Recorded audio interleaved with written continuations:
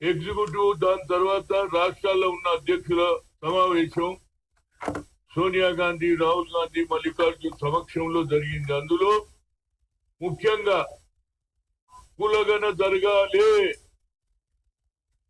కులగన తోటే వారి న్యాయం జరుగుతుందని ముఖ్యంగా మల్లికార్జున్ ఖర్గే గారు చెప్పారు. వాళ్ళ రైట్ ఉన్నదని అన్నారు. అదే విధంగా వేణుగోపాల్ గారు కూడా ఏసీ సెక్రటరీ కులగన జరగాల్సిందే, కులగన జరిగితే సామాజికంగా, ఆర్థికంగా, రాజకీయంగా సోషల్ జస్టిస్ జరుగుతుంది అనేది రాహుల్ గాంధీ ఆలోచన. కన్యాకుమారి నుంచి కశ్మీర్ వరకు నడిచిన తర్వాత రైతుల సమస్య, నిరుద్యోగ సమస్య, అట్టడుగునున్నటువంటి ప్రజల ఆలోచన విధానం ఎక్స్రే అన్నాడు. కింది స్థాయిలో ఎస్సీ, ఎస్టీ, ఓబీసీ, మైనార్టీలు ఏ విధంగా ఉన్నారు అని తెలుసుకోవడానికే కులగన అన్నాడు. అదే విధంగా మరి ఒక కేంద్ర మంత్రి, ఎంపీ కూడా పార్లమెంట్ లో అన్నాడు, కులం తెలియనట్టున్నాడు, కులగన అంటున్నాడు అని అన్నా. రాహుల్ గాంధీ పెద్దీర్కతుడు, నువ్వు ఏది మాట్లాడినా నువ్వు మాట్లాడుకో, నేను దానికి జవాబు చెప్పా, కానీ నా ఉద్దేశం కులగన జరగాలి అన్నాడు. దానికి మేమందరం కూడా ఇవాళ అన్ని రాజకీయ పార్టీ ఎక్సెప్ట్ బీజేపీ తప్పితే అన్ని రాజకీయ పార్టీలు కూడా కులగన జరగాలంటున్నాడు. 1931 లో అయినది కులగన. ఆ తర్వాత ఈ ప్రభుత్వం వచ్చిన తర్వాత 10 ఏళ్లలో 3 సార్లు ఎంపీలను కలిసిన ఆయన కులగన చేయలేదు. మెజార్టీ పాపులేషన్ ఉన్న బీసీకి సెపరేట్ మినిస్ట్రీ ఇవ్వలేదు. ఇవాళ రాహుల్ గాంధీ గారికి మంచి ఆలోచన వచ్చింది. ఎందుకంటే ఎప్పటి వరకు అయితే కింది స్థాయిలో ఉన్న జనాన్ని పైకి తీసుకురావాలనేదే ఇందిరాగాంధీ కుటుంబం ఆలోచన, రాజీవ్ గాంధీది, సోనియా గాంధీది, అదేవిధంగా ఇవాళ రాహుల్ గాంధీ.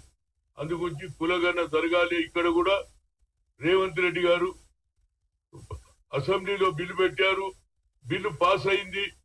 దానితో పాటు 150 కోట్ల రూపాయలు కూడా ఏది 150 కోట్లు కులగన చేయడానికి కూడా కేటాయించారు. కనుక Munnam Prabhakar as BC minister గా కులగన చేయాలి. కులగన తర్వాతనే నా ఉద్దేశంలో లోకల్ బాడీ ఎన్నికలు పెడితే న్యాయం జరుగుతుంది. ఎందుకంటే మా స్థాయి కూడా పెరగాలి కదా. రాహుల్ గాంధీ ఆలోచన అదే.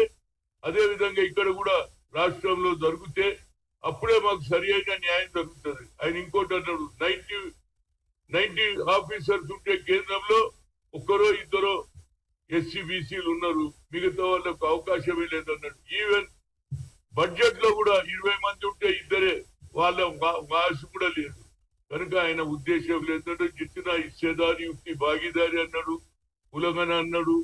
అదే విధంగా 9th షెడ్యూల్ ను తీసేసి 50% సీలింగ్ కూడా ఎత్తేస్తా అన్నాడు. కాబట్టి తప్పనిసరిగా కులగన జరగాలి. దానికి నేను గతంలో ఓబీసీ ఎంపీస్ కన్వీనియర్ గా 2 సాధించిన. ఒకటి ఐఐటి, ఐఐఎం సుప్రీంకోర్టు కొట్టేసింది. కానీ సోనియా గాంధీ దగ్గర పోయి ma'am we come to the rural area, local language Oriya, Tamil, Kannada, Telugu వీళ్ళందరూ మాట్లాడ, కానీ talent is not anybody's property అంటే ఆమె బిల్లు పెడితే అన్ని రాజకీయ పార్టీలు కూడా ఇర్రెస్పెక్ట్ ఆఫ్ లల్లు ప్రసాద్ యాదవ్ ఇనిషియేటివ్ తీసుకొని అన్ని పాస్ అయింది. ఇవాళ మా ఊళ్ళో కొన్ని లక్షల మంది ఐఐటి, ఐఐఎం లో, ఆల్ ఇండియా ఇన్స్టిట్యూట్ మెడికల్ డాక్టర్లు అవుతుండ్రు, ఇంజనీర్లు అవుతుండ్రు. ఇంకా దీని మీద పూర్తి స్థాయిలో నేను అది ఓబీసీ ఎంపీస్ కన్వీనర్ గా పూర్తి స్థాయిలో పనిచేస్తున్నా. ఇక ముందు కూడా పనిచేస్తానని చెప్తున్నా.